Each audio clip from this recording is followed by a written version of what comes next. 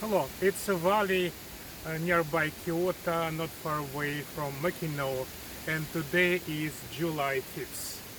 So I will show you Cyrtomium fern.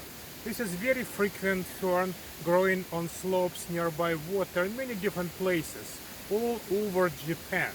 So Japanese heart fern sometimes they call it, and yes, it's if you touch it, it seems really hard.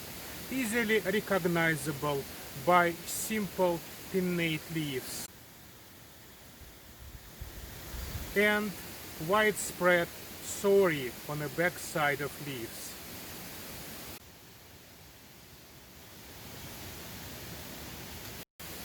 So to me, Cyrtomium was one of my first fern to cultivate. At first I didn't realize how hard is it in many ways, not exactly when you touch leaves, but also of conditions of environment. So in a greenhouse in North Dakota, water was extremely bad, rich of minerals, and only few ferns survived, including Cyrtomium. So it works very well with a very bad water, quite an exception among ferns which generally like the very clean water. The second big surprise was last year when I was on a big island on Hawaii, and right nearby the sea on the rocks I saw Cyrtomium growing like exactly in a place where seawater frequently splashed it. So that was a really big surprise because I was almost sure that most of ferns, or maybe all ferns, do not survive under the influence of the salt water. They're very sensitive to it. So Cyrtomium is extremely hard and very, I would say, cultivable. So it will grow everywhere, it will survive many different conditions.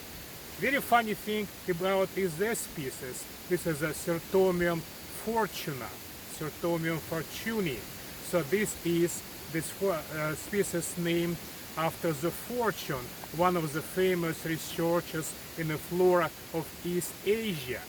And that species has a chromosome number 123. Do you feel something about it?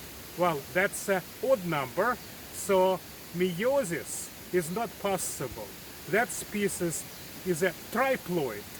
So a triploid with haploid number of 41 chromosomes. So if that species would have 82 chromosomes, then sexual process should go as usual. Both gametes will receive 41 chromosomes, and then after syngamy, that 82 will be restored. But with 123 chromosomes, what do you do? Well, the only way is to produce agamos spores. So, I mean spores with the same number of chromosomes which are on the mother plant. Spores which didn't result of any meiosis. And then they will grow without fertilization on new plants. So this is one of explanations why at least some Cyrtomiums are so easy to spread out. Of course, the lacking of sexual reproduction will cost something because there is no gene flow, and there was multiple researches which show that agamos species do not survive very long, so maybe several million years, but that's enough. So it's much longer than we can even imagine.